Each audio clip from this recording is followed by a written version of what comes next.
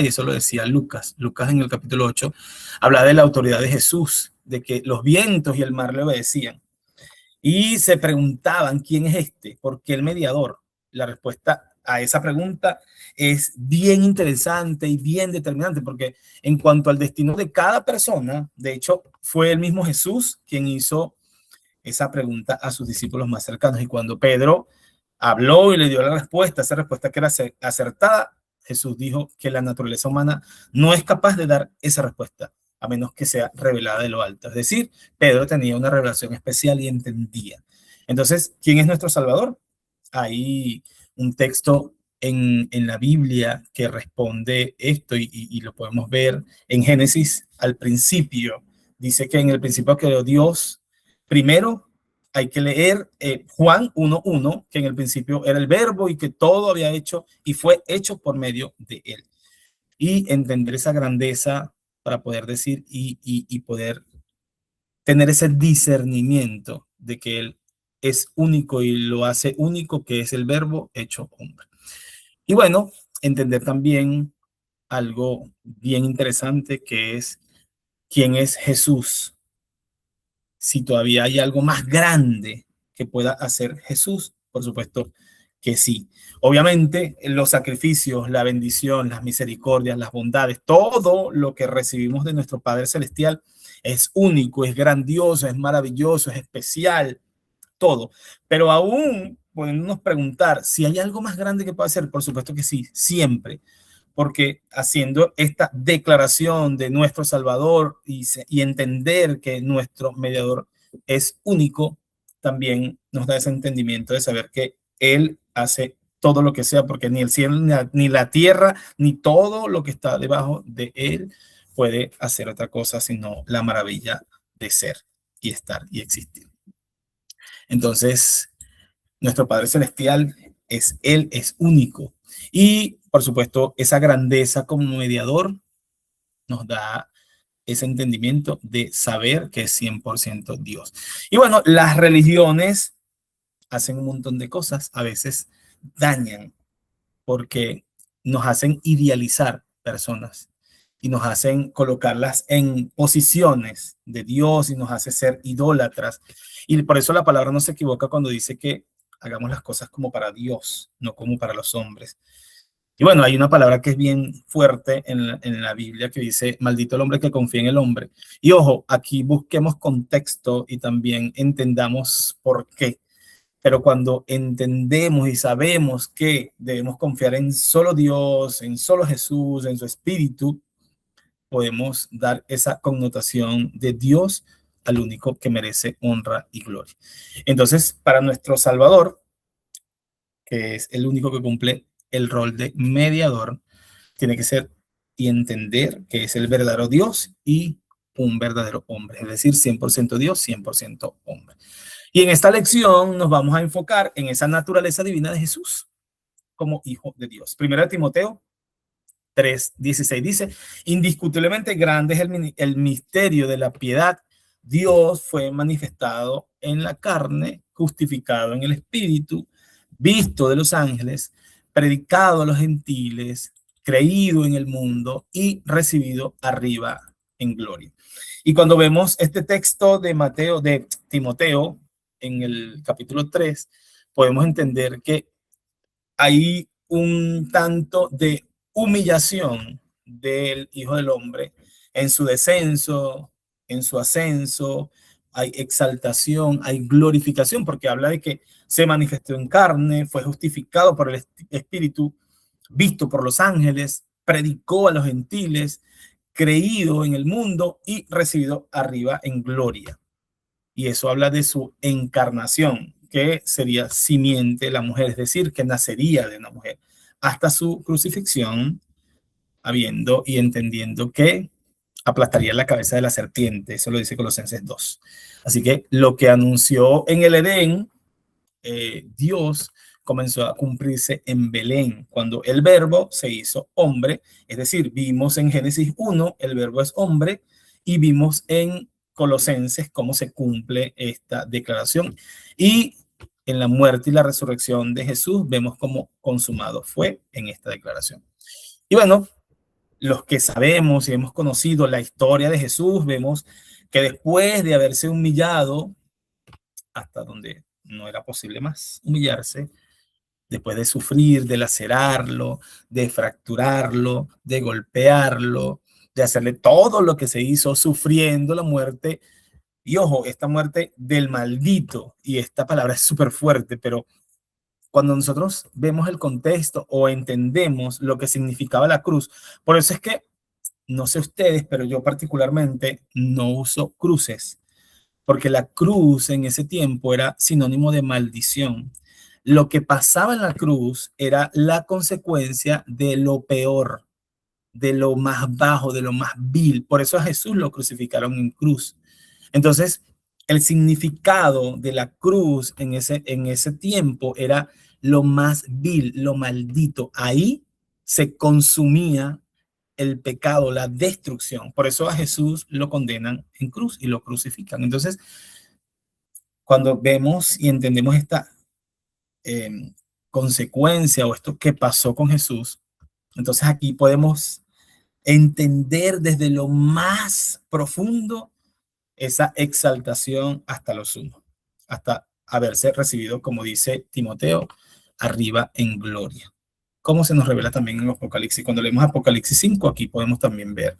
Y por eso esta es verdad, esto que sabemos, esto que entendemos de Jesús, nos da dos naturalezas de Cristo. No ha sido siempre comprendida, la verdad, ni aceptada por todos los que entendemos o los que caminamos en el cristianismo, sino que a lo largo de la historia del pensamiento cristiano surgen varias herejías que tienen que ver con esto. Las personas que, bueno, que creen solamente en Cristo y no creen en Dios y todo lo que ya hemos visto, que se vuelve sexta, que se vuelve o tergiversa el verdadero mensaje de lo que tiene que ver con el Señor. Y cuando nos referimos a diversas herejías sobre la naturaleza o las dos naturalezas de Cristo, hay una pregunta que les hizo Jesús a su gente y que generó un montón de respuestas. Y fue que, ¿quién dicen los hombres que es el Hijo del Hombre? Y esto lo podemos ver en Mateo 16. Y esa respuesta que se da a esta pregunta depende también de que una persona sea salva y aparece justo delante de Dios o no, porque para ser salvo hay que confesar de corazón que Jesucristo es el Señor. Y hay varias respuestas. Herodes oyó hablar de los milagros precisamente de Jesús y pensó que él era Juan el Bautista. Y esto lo vemos en la palabra también, en Marcos, en el capítulo 6, en el versículo 14. Otros hablaban de la encarnación de Jeremías, del profeta Jeremías, de Elías, y algunos hablaban de que era algún profeta antiguo. Felipe, cuando le preguntan, o las respuestas que decía, lo anuncia como el hijo de José de Nazaret. Nicodemo y el joven rico lo vieron como un maestro bueno. O sea, hay un montón de respuestas a la pregunta de quién dicen los hombres que es el Hijo del Hombre. Y aquí es importante nosotros preguntarnos, ¿qué dice tu vida? ¿Qué dice tu pensamiento? ¿Qué dice tu corazón de quién es el Hijo del Hombre? Así como esta gente empezó a decir y a dar respuestas de lo que consideraba que era. Y por eso la historia de Jesús no se detuvo ahí, sino que a lo largo de la historia cristiana han surgido un montón de respuestas, pero no verdadero o una respuesta a esas dos naturalezas. Eh, Cuando hablamos de diversas respuestas, podemos revisar y analizar un montón de situaciones.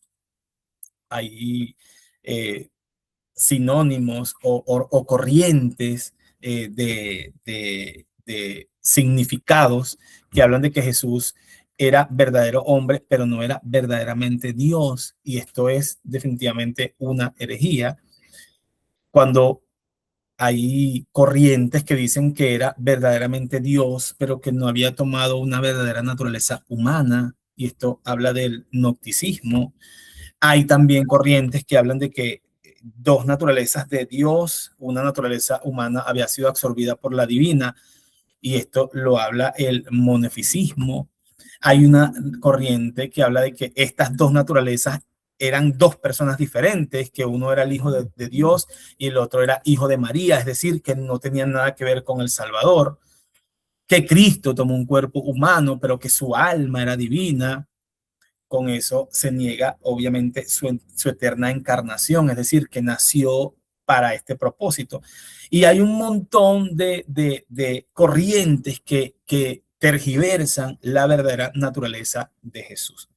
Y fue como para contrarrestar estas herejías que no es una posición como iglesia, sobre todo la iglesia que debe creer de que esto y estos concilios, y ya el pastor Miguel más o menos va a profundizar un poco en lo que tiene que ver con los concilios que aferraban su fe en la confesión y que afectaba directamente a la salvación, porque somos salvos por la confesión que hicimos en cuanto al señorío de Cristo resucitado. Y aquí, en cuanto a la confesión, de hecho, Romanos habla de esto, y Pablo habla de que somos salvos con tal de que nos mantengamos en las verdades del Evangelio. Y esto lo vemos también en Corintios, lo que dice el mismo Pablo. Y hay una cosa que yo particularmente hago. Y esto estamos tratando en lo posible de hacerlo como iglesia. Y esto a los padres espirituales. Este mensaje va directamente a los padres espirituales. No sé si todos son padres espirituales, la verdad creería que sí. Pero los que no han todavía, y por eso nosotros encaminamos el concepto de padre espiritual como discipulado, porque la palabra habla de discipulado. La palabra no nombra, la Biblia no dice, mira, sí, padre espiritual. Usted dirá, ¿qué broma es esa? ¿Por qué padre espiritual? Pero precisamente le damos un nombre y una connotación al discipulado. ¿Por qué? Porque cuando discipulamos, acompañamos, enseñamos, y precisamente lo que vemos en el discipulado tiene que ver con Jesús, con Dios, con la oración, con el pecado, con el arrepentimiento, como para que la persona que va a las aguas o se va a bautizar, entienda por qué lo discipulamos, entienda por qué va a las aguas, porque al final es una decisión personal. Y yo, cuando me toca discipular, si me toca discipular a quien sea, o voy a poner a un ejemplo a cualquiera, Rafa, yo lo voy a discipular. Y lo primero que hacemos, obviamente, lo que nos dice Semilla de Fe es hablar de Dios. Y es precisamente eso. Yo quiero saber qué sabe Rafa de Dios. ¿Qué sabe si Rafa sabe orar? Si sabe... ¿Por qué? Porque algo tengo que enseñarte para que cuando tú bajes a las aguas y digas, ¿sabes qué? Yo hoy vivo para Cristo y quiero morir para el mundo. Cuando eso sucede y cuando tú y yo hacemos eso y cuando haces esa confesión pública de que eso va a suceder, tienes que tener por lo menos conceptos claros de qué es ser creyente. Y una de las cosas que yo hago particularmente, y no sé si ustedes quieren hacerlo, pero es precisamente a eso voy, es que la gente haga la confesión de fe. Yo discipulo y yo le pregunto a las personas si ya recibieron a Cristo como su único y verdadero Salvador.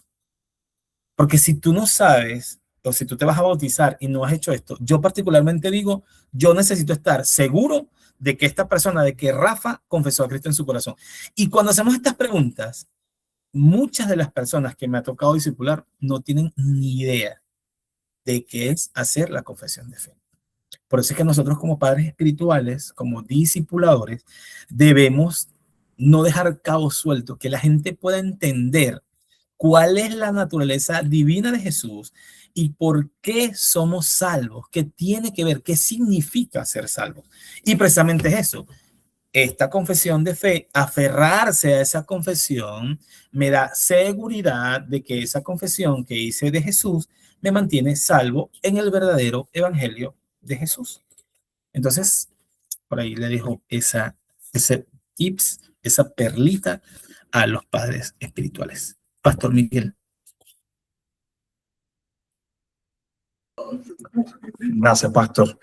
Bueno, aquí hablamos un poco del Concilio de Nicea. ¿Qué significa esto?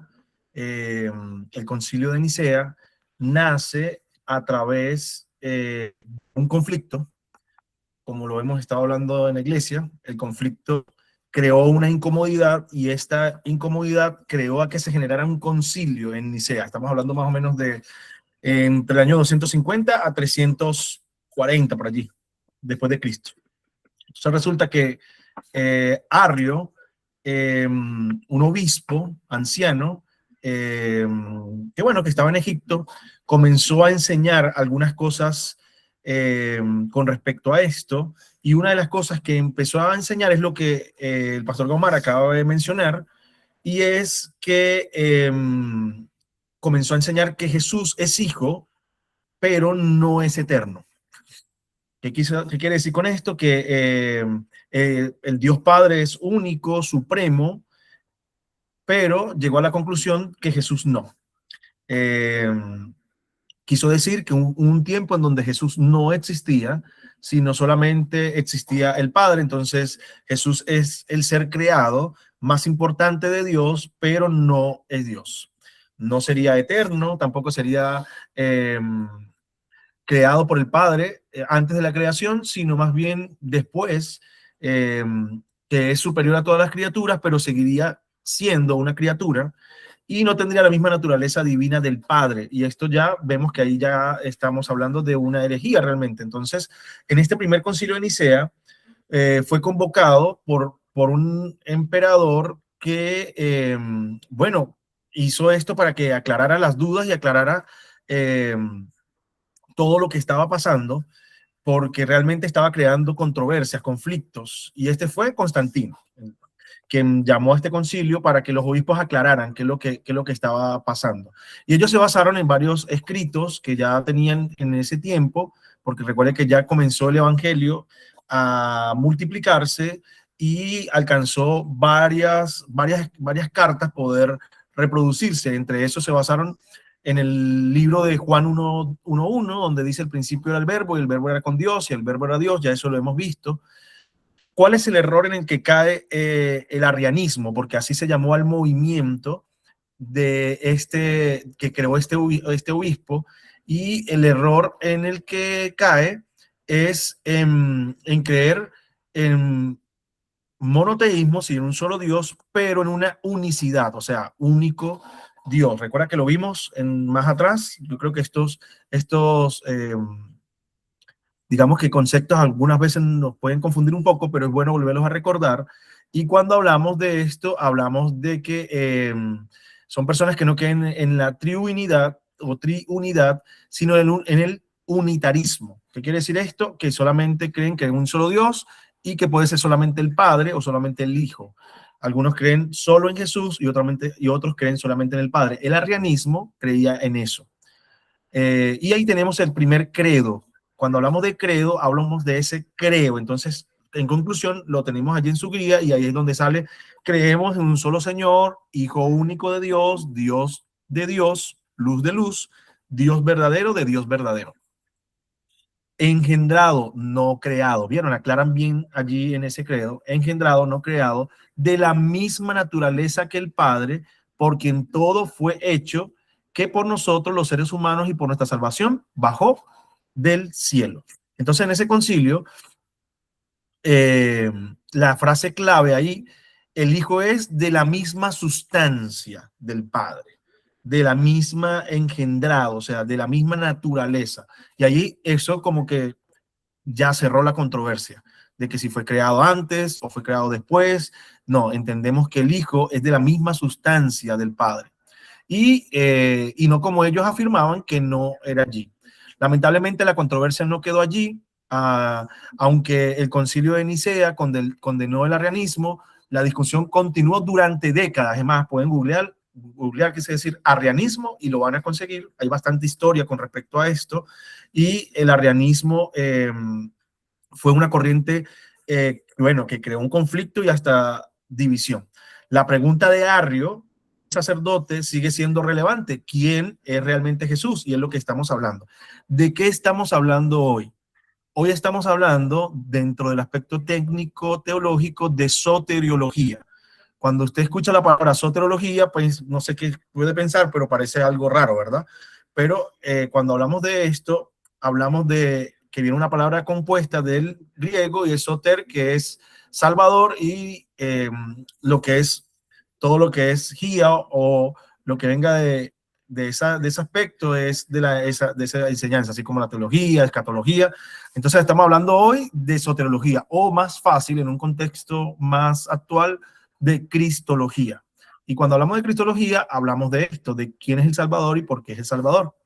¿Por qué es importante hoy tener esta claridad? Usted puede decir: bueno, pero es que, hermano, yo ya creo en Jesús y ya yo estoy claro de que creo en Jesús. Bueno, pero dentro de la historia, y estamos hablando del segundo y tercer siglo, han ocurrido muchas dificultades hasta ahora con respecto a creer si Jesús es el verdadero Hijo de Dios y el verdadero Salvador.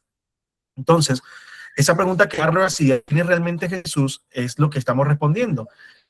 No es simplemente un maestro, no es un ángel exaltado, porque algunas sectas creen eso, no es la primera creación de Dios, otras sectas también creen eso, es el Hijo eterno de Dios, plenamente divino y plenamente humano. Entonces aquí estamos viendo que es algo misterioso, pero lo que quiere decir es que Él es 100% Dios y 100% hombre.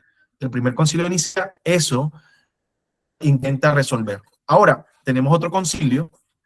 Esto pasó aproximadamente 150 años más adelante, más o menos en 430, 440 después de Cristo. Y entonces este concilio de Éfeso, un obispo llamado Nestorios, enseñaba algo que parecía lógico, pero tenía profundas implicancias. O sea, lamentablemente volvemos a un conflicto. Decía que en Cristo había una separación muy marcada entre la naturaleza humana y la naturaleza divina. Y es allí donde entra la importancia de este concilio. Entonces, los nestorianos, cuya enseñanza separaba dos naturalezas de Cristo, como lo acaba de mencionar el pastor Gaumar, fueron llamados en ese año, ¿verdad?, con el objeto de definir si lo que fue concebido en el vientre de María fue solo naturaleza humana o si Dios estuvo ciertamente en su vientre. Qué dilema, ¿verdad? Bueno, esto llegó hasta el punto de que algunos entendían que hablaba casi de dos personas actuando juntas. Y la pregunta central es, ¿quién nació en Belén? ¿Nació solamente el hombre Jesús o nació la persona divina del Hijo de Dios que asumió esa naturaleza humana? Ya el pastor Gómez acaba de mencionar lo que es la encarnación, no la reencarnación, ¿no? Ojo con eso, no, sino, no, aquí no estamos hablando de reencarnación, estamos hablando de un Dios que encarnó, ¿verdad? De forma humana. Entonces, el concilio declaró, ¿qué declaró el concilio de Éfeso? Que este concilio declaró que Cristo es una sola persona, esa persona es el Hijo eterno de Dios, posee dos naturalezas y cuando hablamos de esas naturalezas, plenamente Dios, lo acabo de mencionar, 100% Dios, plenamente hombre, sin dejar de ser una sola persona. Entonces, en conclusión, se acuñó el término Theotokos. Ese término Theotokos significa portadora de lo que Dios dio a luz a Dios. Theos, Dios, y tokos, dar a luz. Pero que los teólogos católicos han traducido no como que da a luz a Dios, sino como lo que es la madre de Dios. Dos cosas muy diferentes. Eso, pastor. Gracias, pastor. Mira, y cuando nos referimos a esto, tenemos que enfocar, y de hecho, esta clase enfoca a Jesús Salvador, verdadero Dios, verdaderamente Dios, porque Jesús como Salvador y como verdaderamente Dios, esta clase específicamente trata eso, la deidad de Jesucristo desde la perspectiva de la salvación. Por eso es que hablamos de salvación y no solamente como una clase teológica acerca de esas dos naturalezas de Cristo, sino que como verbo, ese verbo que tomó la naturaleza humana, no el Padre ni el Espíritu Santo, sino esa naturaleza humana que fue en primer lugar, porque cuando el hombre cambió la verdad de Dios por la mentira, y eso lo podemos ver en Romanos, su pecado fue contra el verbo, contra la palabra. Por eso la palabra misma fue la que vino a salvarnos. Entonces, en segundo lugar, en Juan podemos ver cómo se nos revela que la vida estaba en el verbo y que esa vida era la luz de los hombres. Por lo tanto, cuando el hombre perdió la verdad, perdió también la vida. Y no solo le dio entrada a las tinieblas de este mundo, a la maldad, a los malos, sino también a otros poderosos enemigos, que solo Dios, poderoso Dios, hecho hombre, podía vencer. Y esos enemigos son, obviamente, Satanás, el diablo, como usted quiera llamarlo, está reprendiendo en el nombre de Jesús, quien es el padre de la mentira, que por supuesto es el emperador y embajador de la muerte, esa muerte que entró en el mundo precisamente por la transgresión, desobediencia, de pecado, esa desobediencia y eso de no seguir y cumplir los mandamientos, eso que trajo maldición, eso que trajo maldad, eso que trajo miseria. Y en 2 de Pedro podemos ver cómo dice la palabra, por la justicia de nuestro Dios y Salvador Jesucristo, que es el conquistador, que es el que va a revertir y el que está revirtiendo y ha revertido todo lo que entró en la humanidad. Así que cuando nosotros como hijos participamos de carne y sangre, él también participó de lo mismo, para destruir por medio de la muerte, de su propia muerte, todo el imperio de la muerte que ha entrado a la... Entonces, el diablo, el enemigo, ese maligno que se adueñó, que se robó, que engañó, es el que Dios ha venido o Jesús vino a destruir. ¿Y dónde está, oh muerte, tu aguijón? Eso lo vemos también en la palabra, en Hebreos. ¿Dónde está, oh sepulcro, tu victoria? Ya que el aguijón de la muerte es eso, es el pecado, y el poder del pecado, la ley. Pero gracias a Dios que nos ha dado la victoria por medio de nuestro Señor Jesucristo. Así que nosotros como hermanos, y eso lo dice 1 Corintios, somos firmes y constantes creciendo en esa obra redentora siempre, sabiendo que nuestro trabajo no es en vano en el Señor. Nosotros, estando muertos en pecado, dice Colosenses 2, y en la incircuncisión de su carne, y el pastor hablaba de la incircuncisión en una de las prédicas de esta serie, de la circuncisión, pero ahora en la incircuncisión de la carne, les dio vida juntamente con él, perdonándolos todos y perdonando sus pecados, anulando también el acta de los decretos que había contra nosotros, que nos era contraria, quitándonos de en medio y clavándolo en la cruz. Por eso el sacrificio en la cruz, que despojó a los principios, a los principados, potestades, huestes de maldad, y los exhibió públicamente, triunfando sobre ellos en la cruz. Y eso lo vemos en la palabra también. Entonces, aquí podemos ver las promesas poderosas de lo que Jesús hizo por nosotros y por la humanidad luego de que se arrebatara la salvación, se arrebatara la vida en el pecado.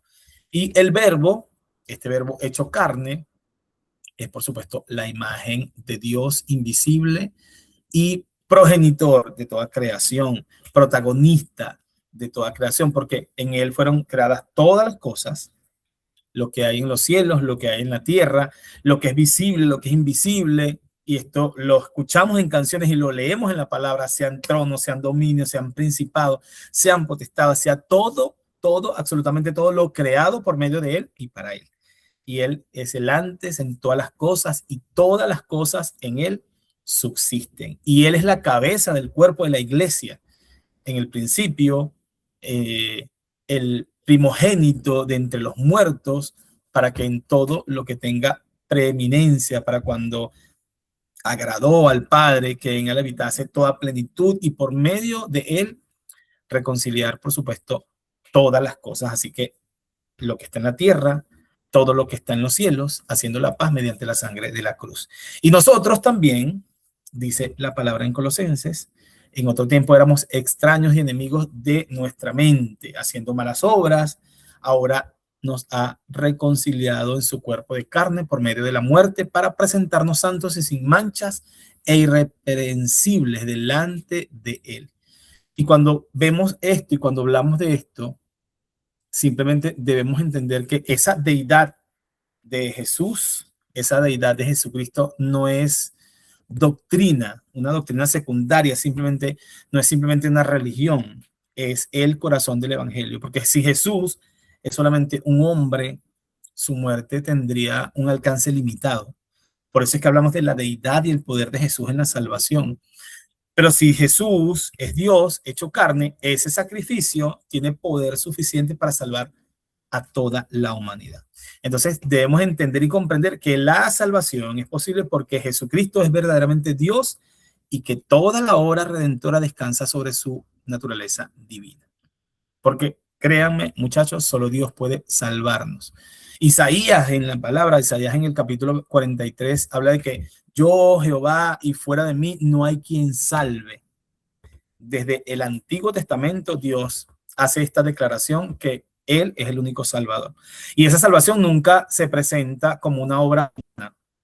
Ningún rey, ningún profeta, ningún sacerdote podría salvar al hombre del pecado, porque el pecado creó una separación imposible de resolver por medios humanos, porque es limitado el poder. Y Romanos 3:23 habla de que por cuanto todos pecamos estábamos destituidos de la gloria de Dios. La humanidad necesitaba un Salvador divino, es decir, un Salvador con humanidad para entender, para que pudiéramos creer, pero también con divinidad. Por eso resulta significativo que en el Nuevo Testamento se atribuya la salvación a Jesucristo. Tito, en el capítulo 2, también habla de que nuestro gran Dios y Salvador es Jesucristo. Isaías habla de Jehová en el Nuevo Testamento y lo atribuye también a Jesús. La salvación no es un plan humano, es la iniciativa de Dios para rescatarnos como humanidad, para rescatarnos del pecado.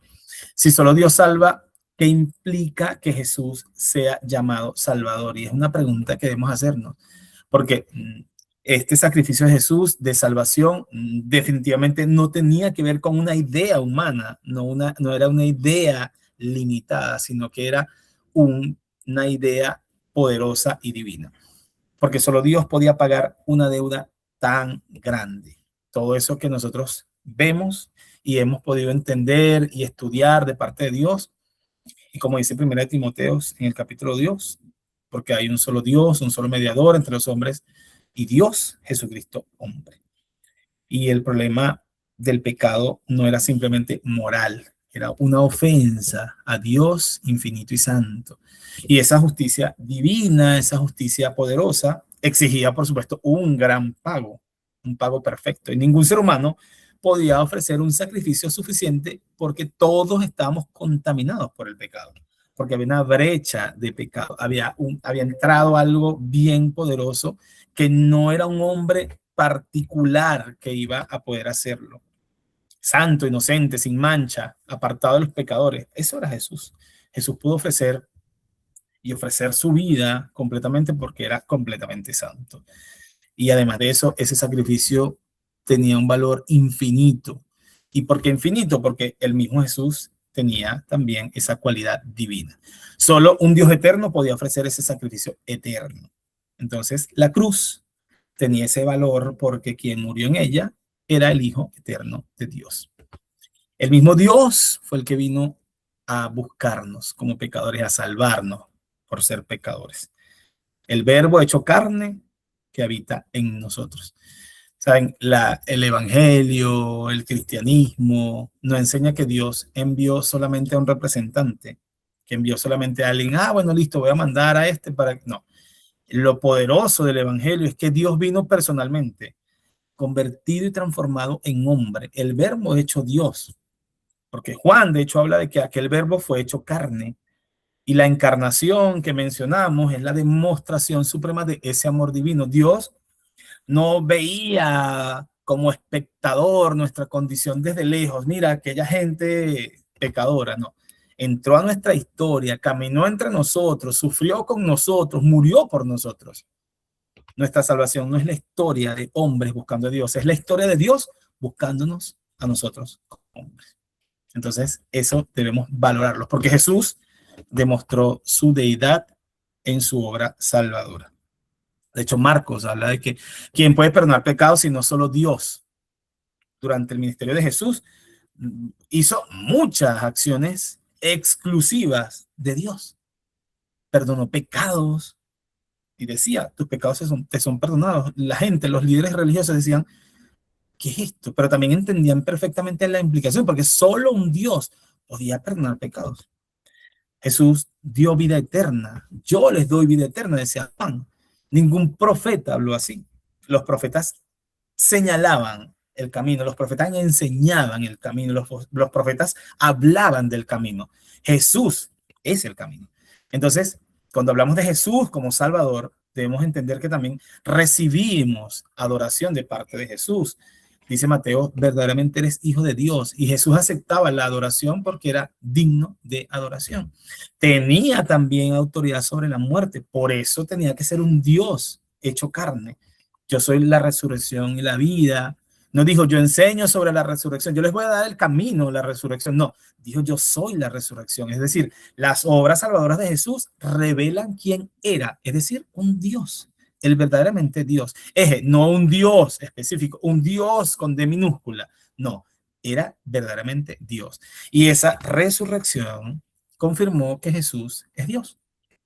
Romanos habla de que se declaraba hijo de Dios con poder por la resurrección de entre los muertos. Es decir, la tumba de Jesús, cuando quedó vacía, fue la validación, el sello de aprobación, de esa aprobación divina de todas las afirmaciones de Jesús. Muchos hombres murieron por ideales, murieron por iniciativas, murieron por ser héroes, pero solo Cristo venció a la muerte con su propio poder, el poder de la resurrección.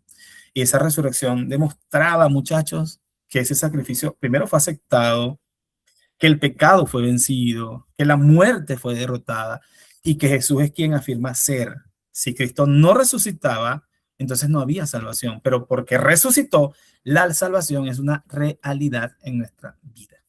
Es decir, la salvación y la deidad de Cristo son inseparables. Solo Dios puede salvarnos.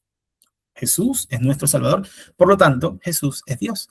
Y el Evangelio no anuncia que un hombre intentó acercarnos a Dios. El Evangelio anuncia que Dios mismo descendió para acercarnos a Él. Por eso, cuando Tomás se encuentra con Cristo resucitado y hace declaraciones diciendo, Señor, Dios mío, eres tú, ¿qué pasó aquí? Ni siquiera Tomás creía. Pero esa bendición, esa revelación nos hace entender que solo Dios, que solo Jesús nos hace comprender verdaderamente la grandeza de esa salvación que Dios directamente nos ofrece por medio de Jesús, que es nuestro Salvador. Así que hoy te presento a ese Jesús Salvador, a ese Jesús divino, a ese Jesús poderoso que ha venido a bendecir nuestra vida y a entregarnos el camino, porque Él es el verdadero camino. ¿Tienen alguna duda, alguna pregunta, algo que quieran comentar? Pastor, no sé si quieres cerrar, ¿tienes algún otro aporte?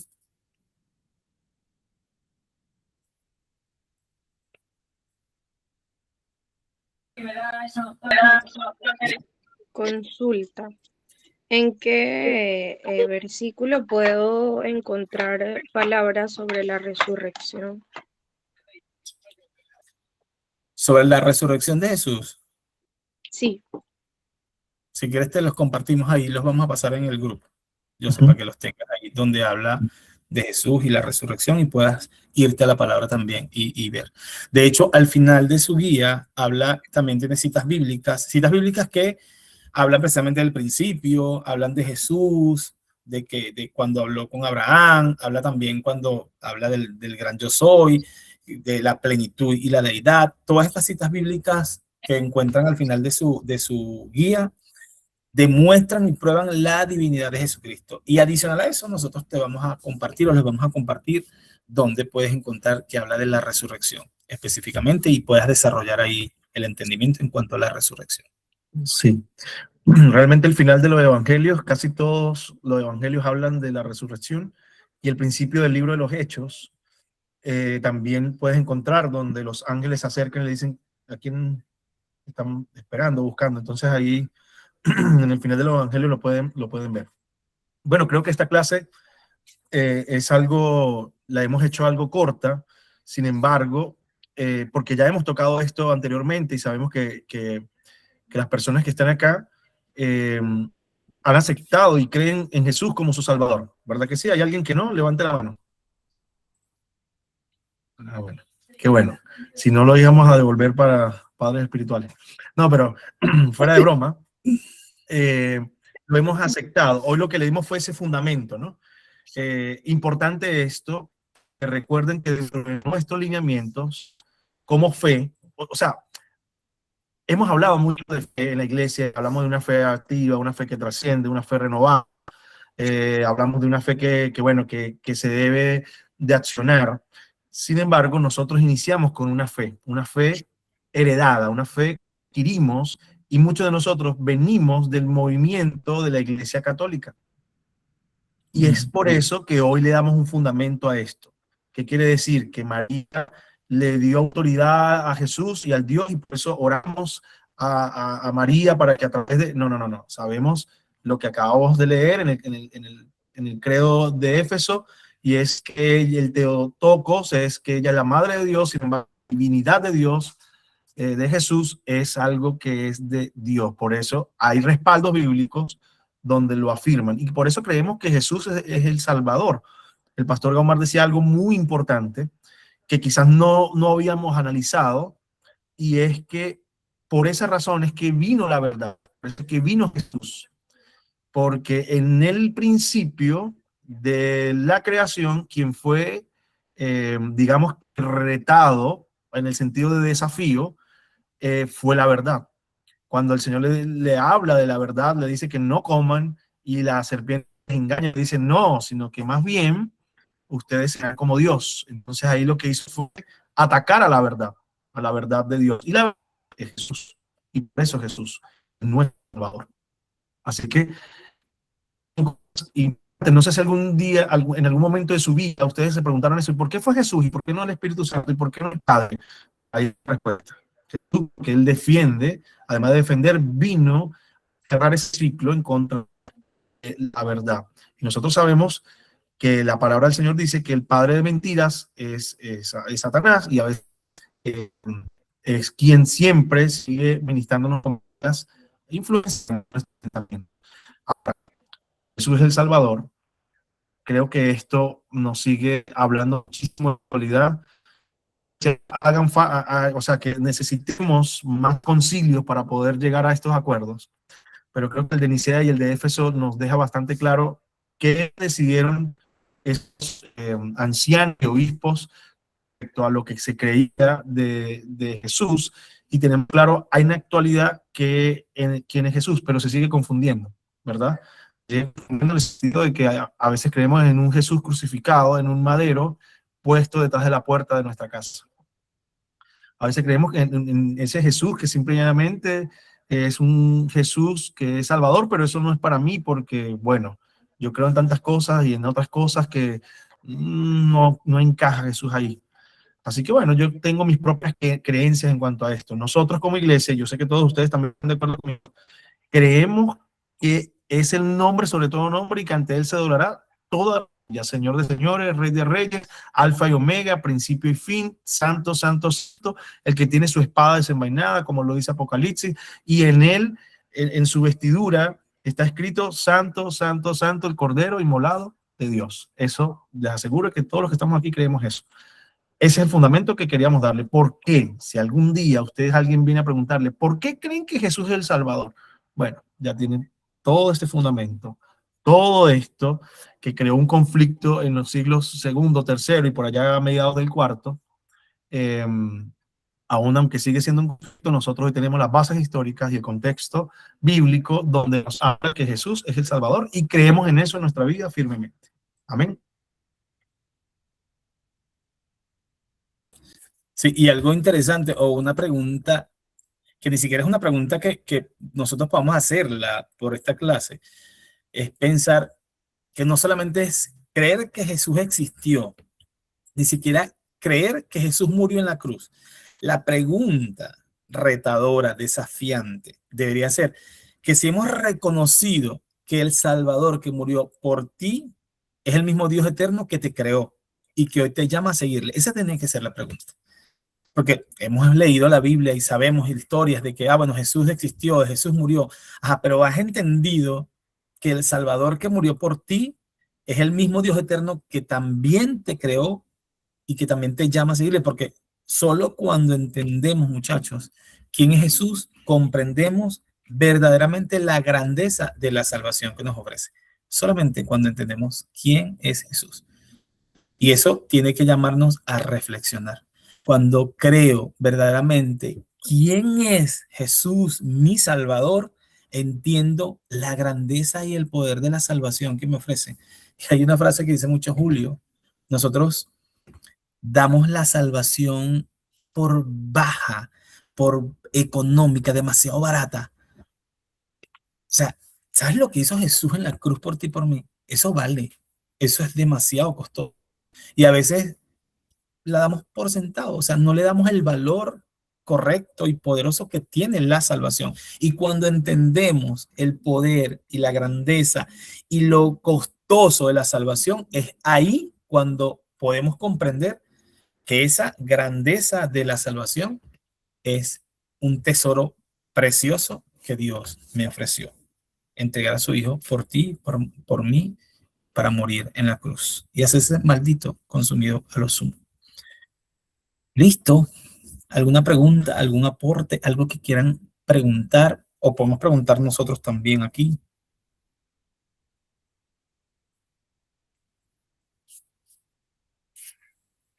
Todo claro. Vamos a preguntar cositas, Miguel. Yo tengo varias preguntas aquí. Tengo como, ¿cuántos son? Para que todos hablen. Y vamos a comenzar con Lady, porque Lady es la... Hoy Lady se la ganó. No, mentira, Lady. Estoy echándote broma. Pero todo el ciclo... Ah, mentira. No, mentira, muchachos. Mentira.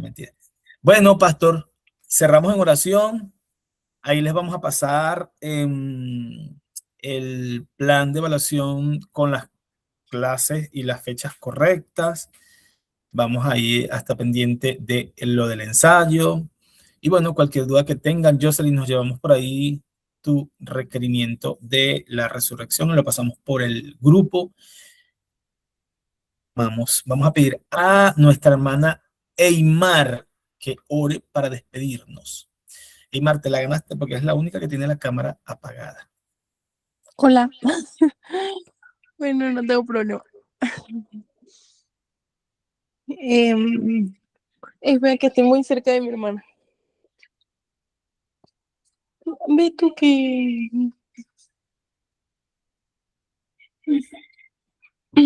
Ya.